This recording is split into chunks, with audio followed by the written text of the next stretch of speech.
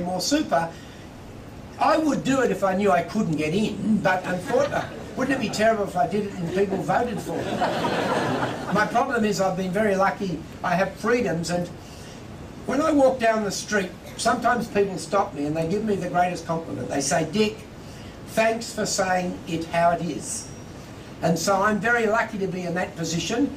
If you're in a political party, it's a lot harder. If you're working for a big company, it's a lot harder. If you have a mortgage on your house and you might be criticising someone who could sue you, it's a lot harder. I don't have those problems, so I'm prepared to say it how it is. I'm now waiting for our scientific community to start coming up with the figures, the high side and low side, conservative side and the riskiest side of how many people they believe we can sustain in Australia. Then we have to get a political party that will work to that number. Pretty easy. Yes?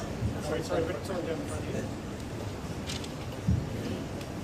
Dick, you mentioned being a free-range kid, and fortunately I was one as well. Could I ask you what you think about all the free-ranging species in the world, the animals that are now being incarcerated in an unhealthy and cruel way to feed such an increasing population in this country and all over the world? It will be, perhaps you would comment that it won't be as such an interesting and beautiful world that we have had, we lucky people. Yes. Look, you're absolutely right, and in our documentary it's going to be interesting because, look, we're selfish creatures. I believe that we're on this earth because anything that's threatened us, we've basically removed. But the challenge now is not to remove things, the challenge is to keep things alive. And in fact, you've got people like Mike Archer saying, can we bring back the Tasmanian tiger? Wouldn't that be great? That's the challenge. And when I look at something like a Gouldian finch, this most beautiful bird, or our, we take it for granted, the beautiful, absolutely magnificent galah, the pink and grey galah, or I sometimes lie in my sleeping bag at Cullumurra Waterhole on Cooper's Creek. It's out, some people would call it desert, it's the most wonderful area. And up in the trees in the River Red Gums, the little corellas keep talking to each other. They stop you from going to sleep and then they look out at you. They are just the most beautiful creatures. And do we care about them? I think we do. Well, if we care about them, the first thing we've got to look to is having a sustainable population. Because when it gets to the nth degree, human beings are going to think of ourselves first. So if in the end it's whether humans are going to live or animals are going to live, it'll be humans. I believe we can have both.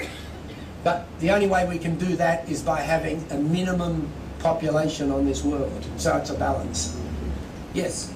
Yes? Sorry, can I... We're nearly finished now, or I'm happy to go on if people have the time. Yeah, Dick.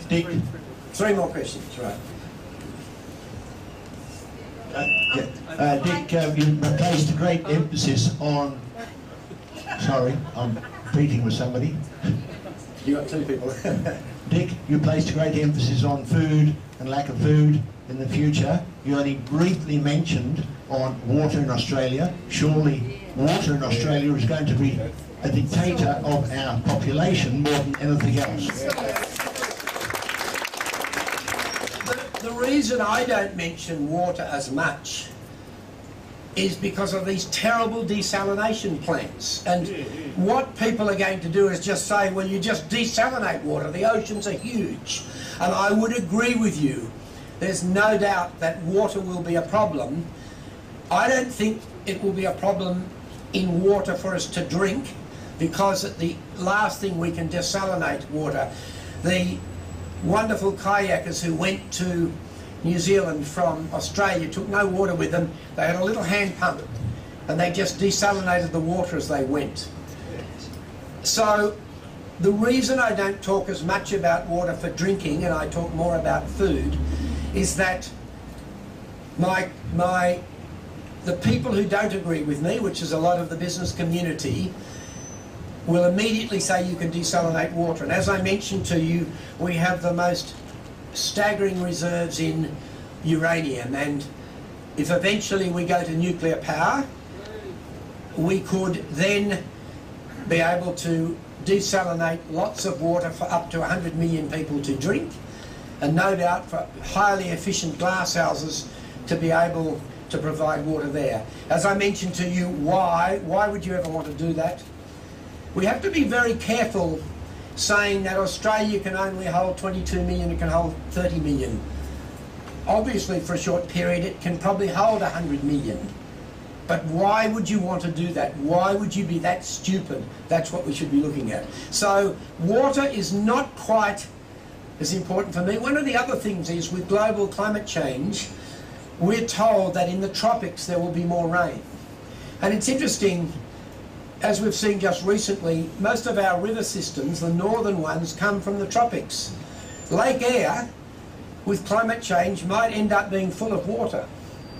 Enormous fish stocks in Lake Eyre then, because Lake Eyre water basically comes from the tropics, the Barkly Tableland, the Charleville area and so forth.